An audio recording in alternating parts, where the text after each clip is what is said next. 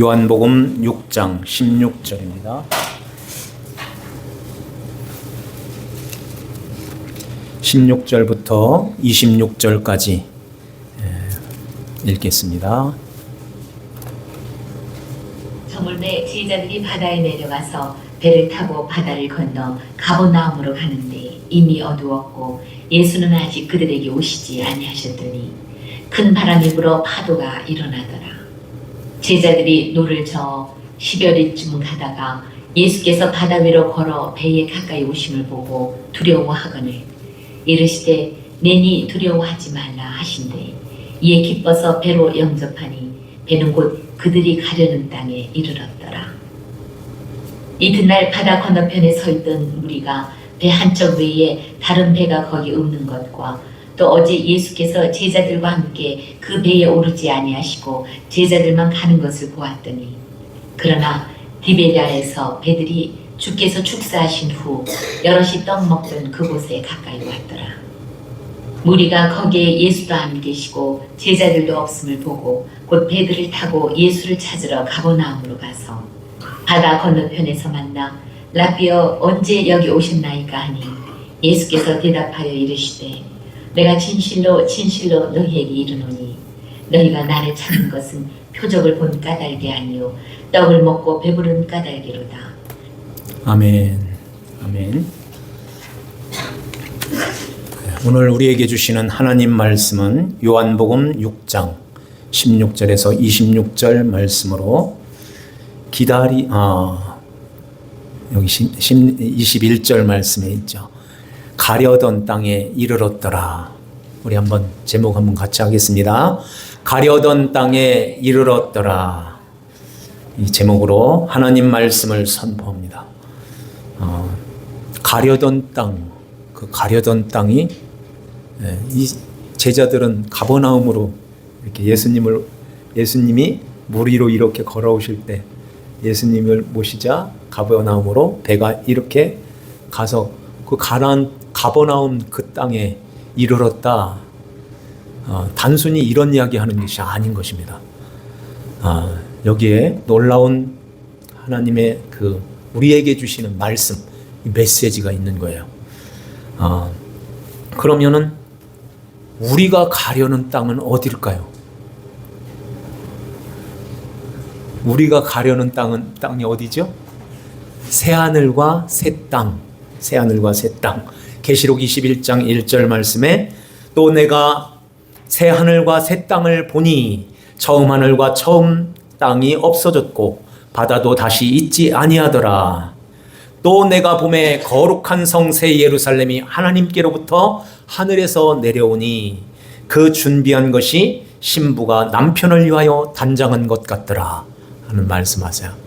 새하늘과 새 땅, 그 땅이 신부가 남편을 위하여 단장한 그 드레스를 입고 이제 신랑 입장, 신부 입장할 때 그렇게 아름다운 그런 옷을 입고서 남편을 맞이하는 것처럼 남편을 위하여 단장한 것 같은 신부의 모습처럼 이게 이 세상 언어로 표현할 수 없어서 지금 가장 아름다운 그 모습으로 요한이 그 광경을 보고 우리에게 말씀하는 거예요.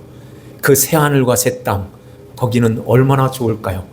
얼마나 아름다울까요? 하나님께서 눈물을 닦으시고 닦으심에 그리고 거기는 다시는 사망이 없고 애통하는 것이나 곡하는 것이나 아픈 것이 다시 있지 아니하는 그 새하늘과 새 땅, 처음 것들이 다 지나가 버리는 것입니다.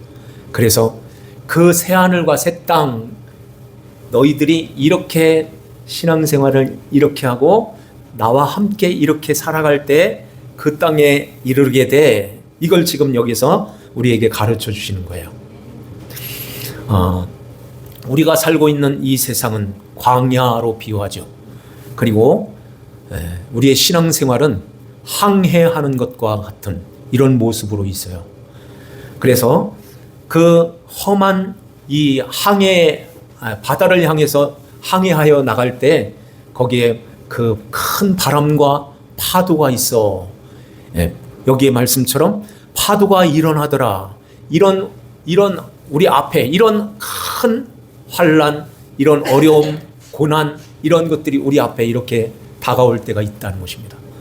이럴 때에 주님께서 우리에게 다가오셔서 내니 두려워하지 마라 하는 말씀을 하세요. 그리고는 이제 그 예수님이 우리를 품으시고 가려는 땅으로 끌고 가시는 거예요. 네. 요한복음 6장 1절 한번 볼까요? 거기에 보면 바다 건너편으로 가셨다는 말씀을 하세요. 자, 1절 다 같이 읽겠습니다. 그 후에 예수께서 디베리아의 갈릴리 바다 건너편으로 가시매 큰 무리가 따랐다 하는 말씀하세요.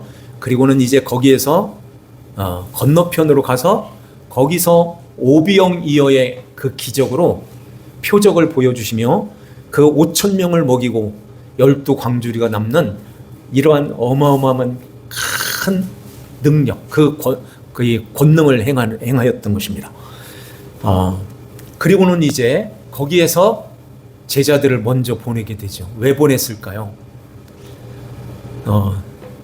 제자들하고 예수님하고 같이 갔다면 이런 풍랑도 안 만났을 것이고 만났더라도 아무 문제가 없었을 텐데 왜 제자들을 먼저 보냈을까요?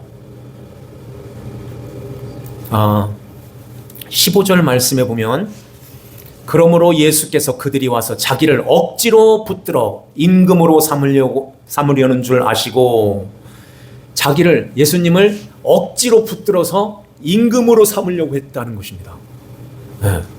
왜 그랬을까요? 그 2절에 보면은 큰 무리가 따르는데 이는 병자들에게 행하시는 표적을 보았음이로라. 그 관주에 보면은 이적이라고 하죠. 이런 놀라운 이적이 막 일어나니까 병자들이 막 벌떡 일어나니까 이러한 것들을 자기들도 체험하기 위해서 아니면은 그 광경을 또 보기 위해서 거기를 그 갈릴리 주변으로 해서 저 위쪽으로 저 건너편으로 건너간 것입니다. 그러는 가운데서 오비영 이어로 그냥 보리떡 5개와 물고기 2마리로 5천 명을 먹이고 남는 이런 큰 기적을 행하니까 이 사람들이 눈이 뒤집힌 거예요. 그래, 이야, 저 예수가 선지자로 오셨는데 저 예수가 우리의 왕이 된다면, 우리의 임금이 된다면 얼마나 좋을까? 이제 먹고 사는 문제, 질병의 문제, 어떤 어려움 이러한 것들도 다 해주시고 해결해 주시는데 그 예수가 우리의 왕이 된다면 저 로마에게서도 우리를 해방시키고 이제는 하나님이 지키시고 하나님이 함께 하시는 큰 부강한 나라가 될 거야. 이러한 꿈을 갖게 된 것입니다. 그러는 가운데서 예수님이 왕이 된다면 이런 것들을 다 누리면서 살 것이 아닌가? 이런 기대 속에서 예수님을 우리 왕으로 삼자.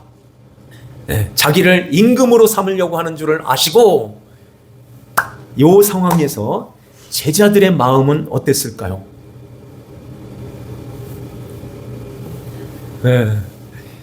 예수님이 십자가에 달리시러 내가 예루살렘으로 지금 올라간다.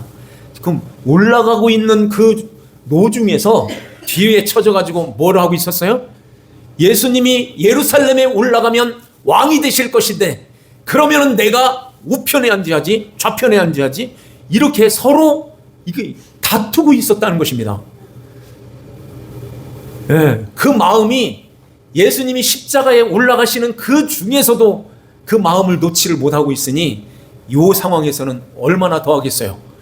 그래서 사람들이 막 웅성웅성하면서 예수님이 우리의 왕이 되게 하십시다 막 이러니까 제자들은 덩달아서 어깨가 으쓱되어지는 것이죠. 야, 그러면은 우리는 어떤 사람들이 될까? 한 자리 차지하지? 이러한 생각에 예수님 십자가에 달리시는 그 순간까지도 놓지를 못했던 거예요. 왜 베드로가 예수님의 십자가에 달리시기 위해서 끌려가시는데 저 멀찌감치 예수님을 뒤따라갔을까요? 항상 베드로는 여기 예수님이 물 위로 걸어오실 때도 주여, 주여, 나를 이 물 위로 걸어오게 해주세요. 이렇게 했던 베드로예요. 그래? 그러면은 걸어와봐. 물을 첨벙첨벙 걸어갔다니까요. 그 베드로의 마음이 어땠을까요? 그때 내가 이 정도야 이 마음을 가졌던 거예요. 베드로가 예수님이 십자가에 달리신 거기까지 쫓아가서 거기 멀찌감치해서 불을 쬐고 있는 요 광경, 그러니까 예수님께서 이걸 끝까지 놓지를 못했던 거예요. 예수님이 저렇게 십자가에 처참하게 저렇게 약한 모습으로 돌아가실 분이 아니야. 뒤집을 거야. 언젠가 이것을, 이 판을 확 뒤집어서 로마의 왕을 물리치고 이제는 이 우리나라의 이 이스라엘 백성들의 큰 왕이 되어서 딱 설 때에, 그때 내가 그때 짠 하고 나타나야지. 이런 마음을 감추지를 못했던 것입니다. 그래서 제자들의 마음들이 다 들떠 있는 거예요. 지금 다 들떠가지고 내가 한 자리에 찾아야지. 야, 내가 그러면 우의정, 좌의정, 예, 이런 마음을 이 제자들이 가지고 있을 때, 그러면은 저 무리들이나 제자들이나 똑같이 지금 굴러가고 있잖아요. 그래서 제자들아, 너희들은 배를 타고 먼저 건너편으로 건너가. 이렇게 해서 배를 태워서 보내는 것입니다. 그리고는 이제 예수님은 산 위로 홀로 올라가시는 거예요. 그 수많은 사람들은 그러면 어떻게 했을까요? 제자들은 다 떠나가고 예수님은 산으로 올라가시고 어디 가서 있지? 자기 집으로 다 돌아갔던 거예요. 그 다음 날 그 예수님 찾으러 여기까지 다시 쫓아왔던 거예요. 이 사람들이. 제자들은 배를 타고 가는 걸 봤고 예수님은 산으로 올라가셨을 건데, 그러면은 거기에 계실 거다 이렇게 생각하고 거기까지 쫓아와서 예수님을 만나려고 했던 것입니다. 예수님께서 제자들을 배를 타고서 보내시는데, 너희들 먼저 가 할 때 예수님이 앞에 있는 시간, 앞에 있는 그 풍랑이 일고 막 이렇게 바람이 거세고 파도가 일어서 이런 엄청난 그런 일들이 있을 거라는 것을 몰랐을까요? 알고 보내주시는 거예요. 너희들 가. 이렇게 또 밀어서 배를 태워서 보내는 것입니다. 날이 저물어서 여기 말씀처럼 날이 저물었다고 하죠. 그때 어두워지고 있는데 이제 큰 바람과 함께 이 파도가 와 불어온 것입니다. 저 북쪽에는 헬문산이 있어요. 만년설. 그래서 갑자기 찬 공기와 이렇게 부딪히면서 이 엄청난 바람을 일으킨다고 그래요. 그래서 이 조그만 조각 배처럼 작은 이 배가 그 파도에 일어가지고선 이렇게 이제 어떻게 뒤집힐 정도의 이러한 파도가 일었던 것입니다. 마가복음에 보면은 저 산에서 제자들이 애써 힘써 노를 젓는 것을 보셨다고 말씀하세요. 그리고는 이제 예수님이 이제 걸어가시는데 그때가 밤 사경이라고 그래요. 밤 사경. 그런데 그러면은 2경이나 이 정도 9시나 10시 요 정도에서 얼른 빨리 가서 제자들을 그 고생시키지 말고 얼른 빨리 가서 바다 잠잠하게 하고 제자들과 함께 건너가셔야지 왜 사경까지 기다리는 거예요? 3시거든요. 3시, 4시 거의 새벽에 가까우는 이러한 밤 사경에 예수님께서 저 산 위에서 열심히 배를 젓는 제자들을 본 것입니다. 그래서 이제 제자들한테 이제 가야 되겠다 하고 이제 물 위를 걸어가시는 거예요.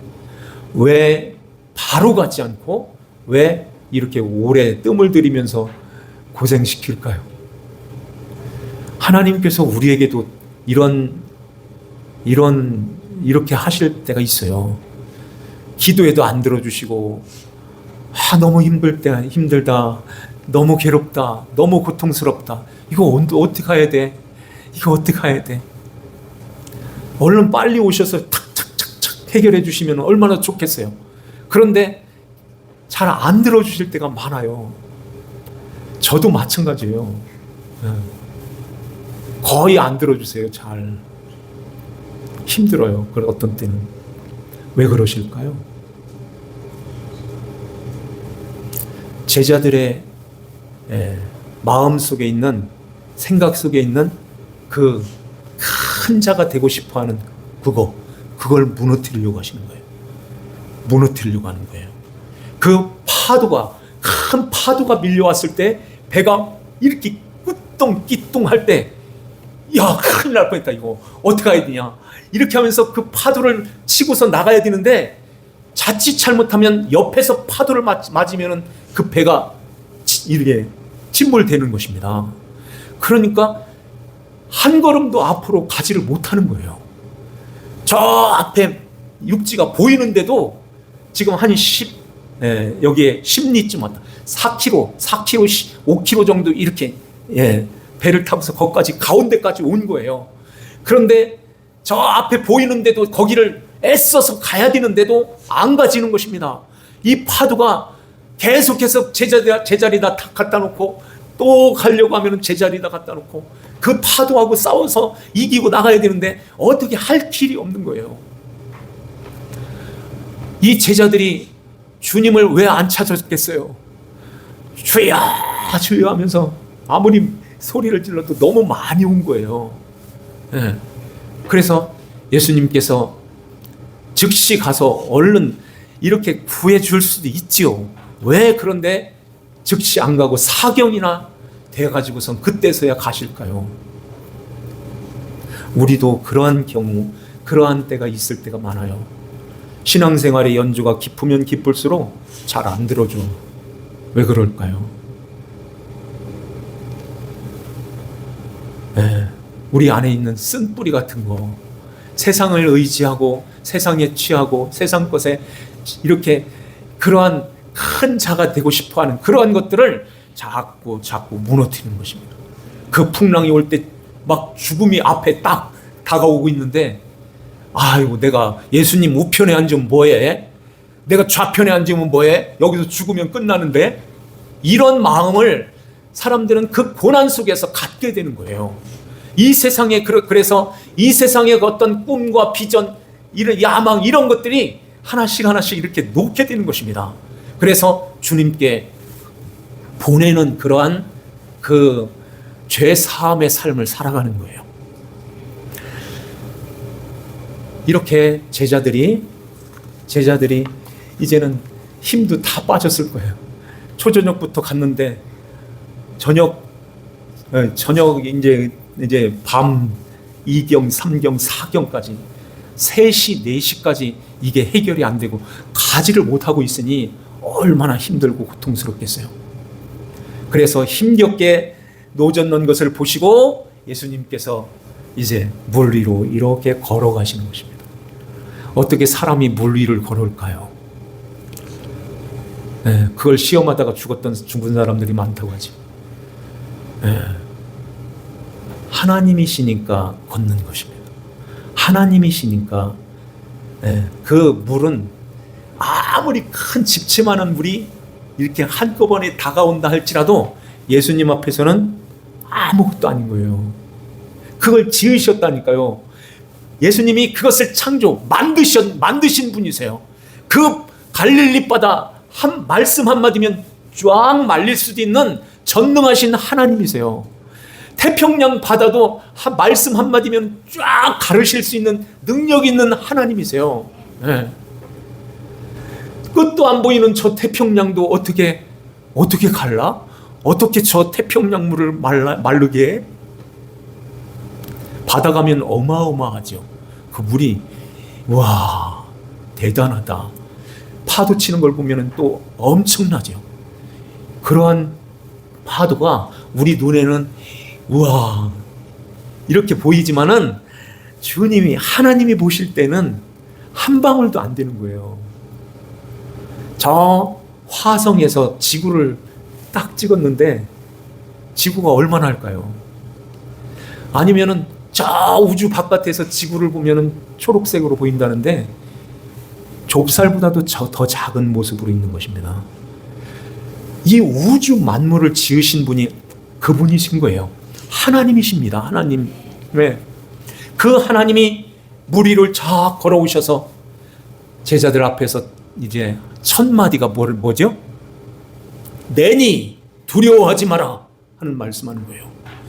나는 나다 이렇게 말씀인데 나는 하나님이야. 나는 하나님이야.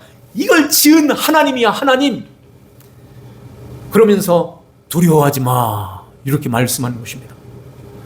우리 앞에 이러한 큰 바람과 파도가 밀려올 때 우리는 예수 믿는 하나님 백성들이 바다를 항해하는 것과 같은데 이 항해하는 이 바다 속에서 바다를 헤치고 나가는 이 항해의 삶 속에서 우리가 이런 파도를 바라볼 때 몰려오는 것들을 이렇게 볼 때 죽을 것만 같은 이러한 연약한 모습들이 있죠. 그럼에도 불구하고 주님께서 우리에게도 다가오셔서 나는 나야 두려워하지 마라 이렇게 말씀하는 것입니다. 내가 있어. 내가 너와 함께하고 있어. 뭐가 그렇게 힘들어? 뭘 그렇게 염려를 해? 그렇게 걱정이 많아? 내가 너의 주야. 주. 아버지가 계시고 내가 너의 왕, 내가 너의 그리스도란다. 내가 너와 함께하고 있어. 이렇게 우리를 위로해 주시는 거예요. 가려던 땅이 어딜까요? 가버나움이라고 그래요. 가버나움이라는 뜻은 위로자, 위로의 마을이라는 뜻이에요. 위로, 주님이 위로해 주시는 그 위로가 가버나움 그거보다 더 크시다는 것입니다. 자, 그러면서 이에 기뻐서 배로 영접하니 배는 곧 그들이 가려던 땅에 이르렀더라. 이렇게 말씀하세요.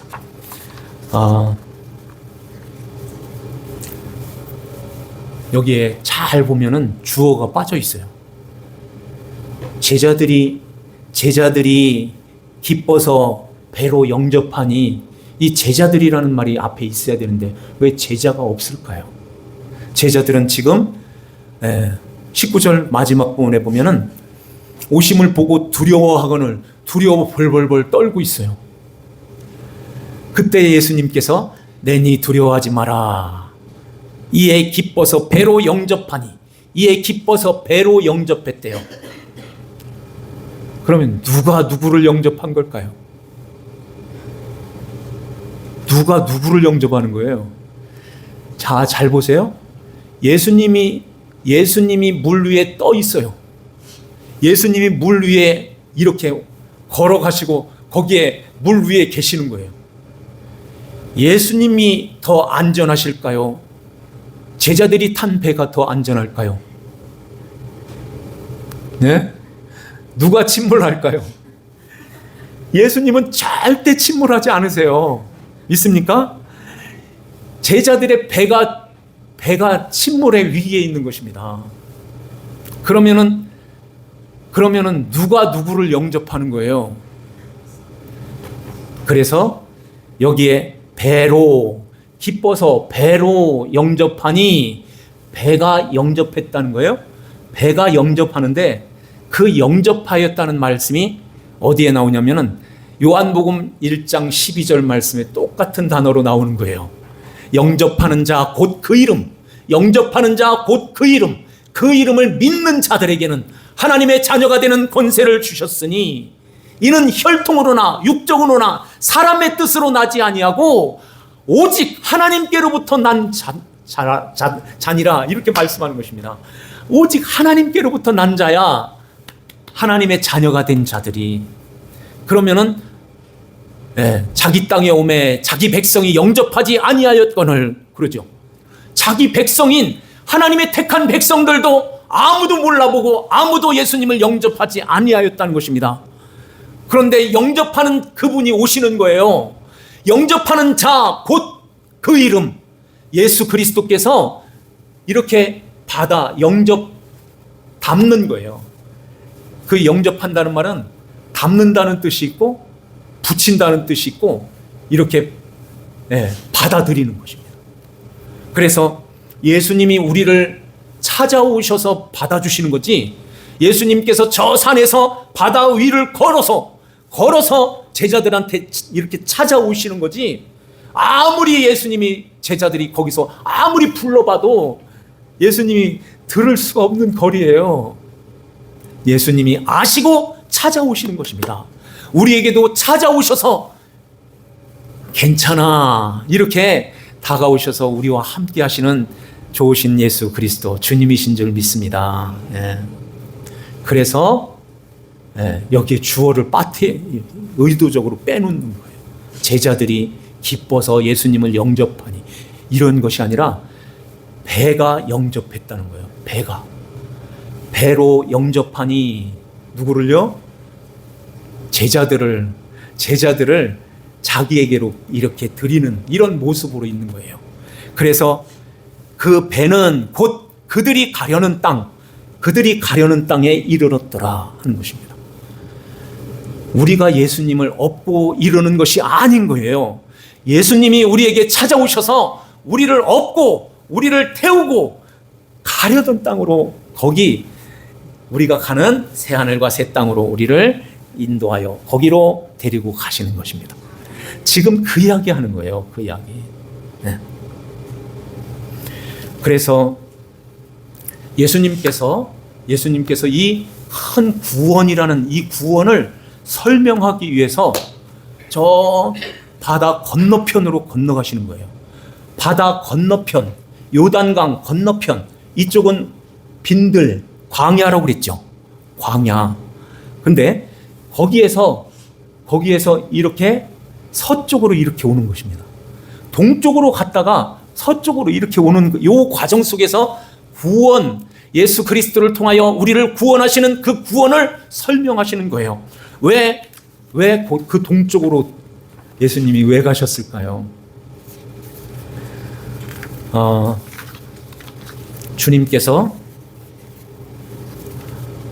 하나님께서 아담과 하와에게 이건 먹지 마라 하는 선악을 알게 하는 실과가 있었죠. 그것을 먹고 불순종했어요. 쫓겨났어요. 에덴 동산에서 쫓겨났을 때 어디로 쫓겨난 줄 아세요?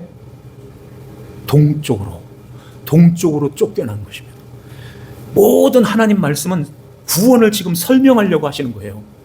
그래서 동쪽으로 쫓겨나는 거예요. 그래서 그 바다를 건너서 서쪽으로 오는 것입니다. 그 바다, 오늘 말씀에도 이 바다라는 말씀이 요 짧은 요 구절 속에 6번이 등장하고 있어요. 바다. 그래서 바다는 죄와 사망과 저주와 심판을 상징하는 거예요. 성경이 다 그렇게 나와 있어요. 그래서 그 죄, 그 사망 가운데서 거기서 우리를 건져 죽을 수밖에 없는 풍랑에서 이렇게 휙 뒤집혀서 침몰할 수밖에 없는 이 제자들에게 다가오셔서 이제 주님께서 그들을 받아내시는 것입니다. 그리고는 이제 건너 가려던 땅으로 데리고 가는 거예요. 왜 이스라엘 백성들을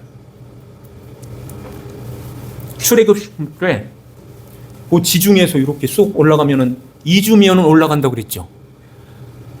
임산부 노인들, 어린아이들 천천히 가도 2달이면 가는 그런 거리예요. 그런데 왜 그 구름 기둥은 그쪽으로 이 이스라엘 백성들은 그 길을 분명히 알고 있었을 거예요. 고센 땅하고 그 이스라엘 거기는 지중해에서 이렇게 해서 이렇게 올라가는 아주 그 직선 코스가 있어요. 그런데 구름 기둥이 반대편으로 이렇게 이동해서 이끌고 가는 거예요. 딱 갔다 오는 데가 홍해인 거예요. 홍해. 원망 안 할 사람이 있어요? 뒤에는 애국 군대가 막 쳐들어오죠. 옆에는 빅돌, 돌벽으로 이렇게 쌓여 있고 앞에는 바다가 놓여 있어요. 이게 쳐들어오는 말 발굽 소리가 막 이렇게 나고 있는데 얼마나 이게 사람들의 마음이 다 똑같은 거예요. 죽었다, 이제 갇혔다. 어떻게 여기다 가둬놓고선 우리를 여기서 죽여? 애굽에 매장지가 없더냐? 그러면서 원망하고 불평하는 것입니다. 가만히 있어서 하나님의 일하시는 것을 보라. 그러죠. 믿음의 눈으로 모세가 하나님의 하시는 그 일을 보라 하는 것입니다. 구름 기둥이 애굽 군대를 쫙 가리더니만 앞에서 밤새 끝 동풍이 부는 거예요. 거기도 동쪽이 나오는데 동풍이 바람이 불어서 이래 길을 여는 것입니다. 홍해를 가르시는 거예요. 그리고는 이제 겨우 2년 동안 온 데가 가데스 파냐. 거기에서 12정탐꾼을 보내요. 12정탐꾼을 보냈는데 이 사람들이 10명이 다 우리는 못 간다고 이렇게 발을 쭉 뻗는 것입니다. 거기는 안악 자손들이 얼마나 큰지 이 장대 같아. 우리는 거기에 비하면 메뚜기 같아. 한번 밟으면 찍이야. 다 죽어. 절대 못 올라가. 거기에 가니까 철병거가 있어. 철병거. 이러니 두 명의 그 갈렙과 여호수아가 아무리 얘기해도 하나님이 우리와 함께 하십니다. 그들은 우리의 밥입니다. 밥. 가야 됩니다. 가면 하나님께서 이기게 하시고 가면은 점령하게 하십니다. 가야 됩니다. 그러니까 10명이 소리가 더 큰 거예요. 못 가. 어디를 가? 이래서 그러면은 40일 동안 갔다 왔지? 이걸 1년씩 따져가지고 40년. 2년 동안 왔으니까 2년 빼고 38년. 38년 동안 못 들어간다. 그래서 광야 생활을 40년을 거기서 채웠던 거예요. 그래서 겨우 데리고 간 데가 어디예요? 요단강 동쪽으로 가는 거예요. 요단강 동쪽으로 가서 요단강을 위에서 딱 가로막으시고 그때는 늦은 비가 오는 때라서 이 강이 요단강이 범람하는 그런 큰 물이 내려오는 그런 때예요. 비가 오지 않은 때는 지금도 그렇지만은 얼마 깊지를 않아요. 요단강이. 이렇게 사람이 이렇게 이렇게 건너갈 정도로 이렇게 조그만 물인 거예요. 그런데 성경에 보니까 그때는 맥추하는 시기. 그래서 늦은 비가 내려와 가지고선 강이 범람하는 그런 때에 딱 다다랐던 것입니다. 이럴 때에 하나님께서 제사장들을 법궤를 메고서 제사장들 앞장 세워 건너가. 어떻게 건너가? 여기를 건너가. 제사장들이 발목에 발이 착착 차 올라올 때 위에서 하나님이 그 물을 쫙 막으신 것입니다.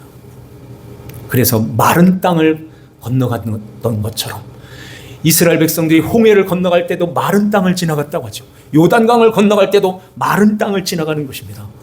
그래서 동쪽으로 인도해서 서쪽으로 젖과 꿀이 흐르는 서쪽으로 들어가게 되는 거예요. 이게 구원이라는 것을 우리에게 가르쳐 주는 것입니다. 우리 예수님께서 이 동쪽, 그러니까 죄악의 세상으로 이 세상에 오셔서 우리를 가려던 그 땅,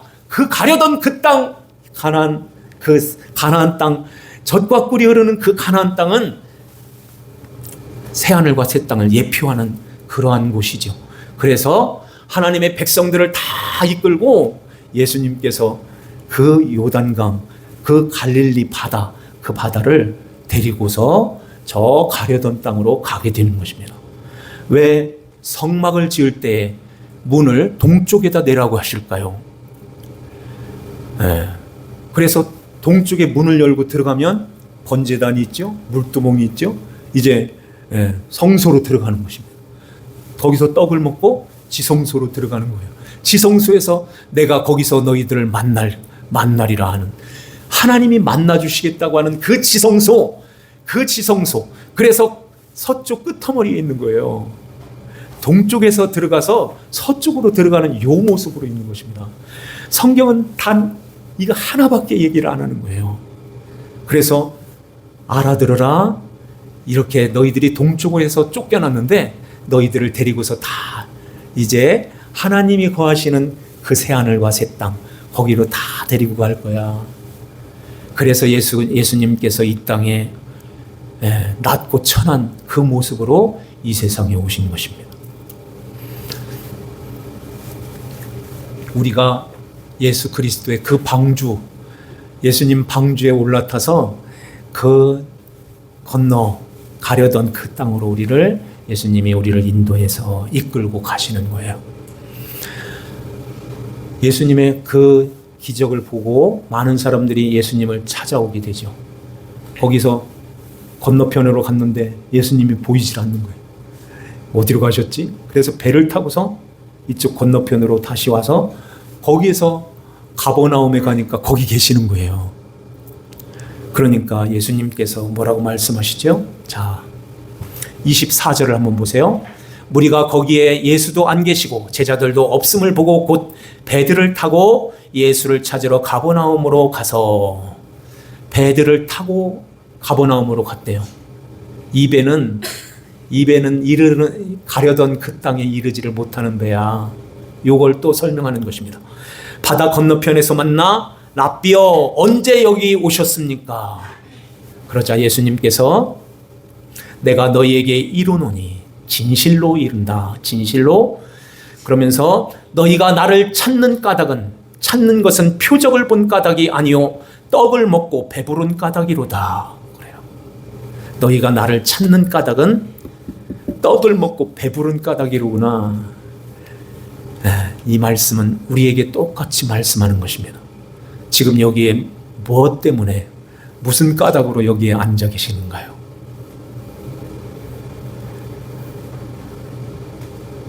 예수님이 이제 대박 한번 터뜨려 주실 거야. 이런 목적, 이런 모습으로 앉아 계신가요? 나의 원하는 것, 내 소원을 이루어 주실 거야. 이런 목적을 가지고 주님을 찾는다면 여기에 있는 무리하고 똑같은 모습으로 있는 것입니다. 주님은 그 오병이어의 기적을 일으키며 표적을 보여주셨지. 너희들이 배불리 먹고 이제 그렇게 먹이려고 이렇게 기적을 일으킨 것이 아닌 거예요. 그 표적은 이렇게 가리키는 사인인데 이건 이런 거야. 이걸 가리킨다고 그랬죠. 그래서 예수님이 십자가에 달리시는 그 초라한 모습이 마치 이 보리떡을 이렇게 찢어가지고 주는 이런 모습으로 예수님이 십자가에서 찢김을 당하시는 그런 모습으로 있는 거예요. 그 예수 그리스도를 바로 알고 믿어야 죄사함을 받고 하나님 자녀로 거듭나서 아버지 하나님이 우리를 이렇게 지켜주시고 돌보시고 이제 우리가 가려던 그 땅까지 이렇게 무사히 잘 가게 된다는 것입니다. 그래서 거기에 우리는 가려던 땅, 거기에 새하늘과 새 땅이 우리 앞에 있지만은 그 땅은 또 어디에 있느냐면 우리 마음에 있는 땅이에요. 주님이 우리 안에 거하시는 여기에 계시는 땅. 그래서 아브라함에게 땅과 자손을 약속하시는데 그 땅은 새하늘과 새 땅 그 얘기도 맞지만은 하나님이 거하시는 그 마음을 말하는 거야. 우리 안에 예수 그리스도를 모시고 하나님 자녀로 살아갈 때에 하나님 아버지께서 이제 이 땅에서도 내니 두려워하지 마, 걱정하지 마. 내가 너와 늘 함께 있어. 나는 하나님이야. 하나님의 아들, 너도 하나님의 아들이지. 하나님의 자녀지. 그러니까 하나님 아버지께서 얼마나 너희들을 아끼고 사랑하셔. 걱정하지 마라. 두려워하지 말라. 이렇게 말씀하는 것입니다. 그래서 결국 우리의 목적지, 거기는 새하늘과 새 땅인 거예요. 거기에 우리를 이끌고 지금도 가시고 계시는데 이제는 이 세상에 너무 거기에다가 우리 마음을 쏟지 말고 주님을 바라보고 의지하면서 주님과 함께 동행하면서 우리가 걸어가야 될 줄 압니다. 주님이 오실 때 영광 중에 그 이르는 그 가려던 땅, 새하늘과 새 땅에 우리가 다다르게 될 줄 믿습니다. 이러한 은혜가 우리 모두에게 있기를 주 예수님의 이름으로 축원합니다. 기도드리겠습니다. 하나님 아버지 감사합니다. 주님께서 저희들을 사랑하여 주시고 은혜의 날개 아래 품으시며 주 예수 그리스도를 알게 하시고 믿음으로 죄 사함 받고 하나님의 거룩한 자녀로 아버지 하나님의 돌보심 속에 있음에 감사드립니다.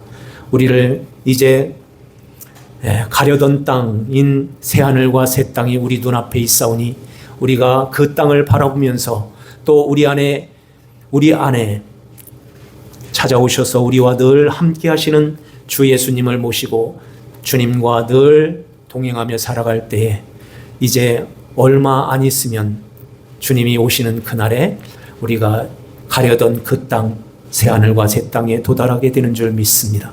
성령 하나님께서 저희들을 붙들어 주셔서 아버지 하나님의 어떠한 그러한 큰 바람과 파도가 우리 앞에 밀려온다 할지라도 주님이 곁에 계시니 우리가 두려워하지 아니하고 끝까지 믿음으로 승리하며 주님만 바라보고 의지하며 주의 것으로 살아가는 주님의 자녀들이 다 되게 하여 주시옵소서. 아버지 하나님께 감사를 드리옵고 저희들을 죄에서 구원하신 주 예수님의 이름 받들어 기도하옵나이다. 아멘. 찬송 드립니다. 찬송가 371장 찬송 드립시다.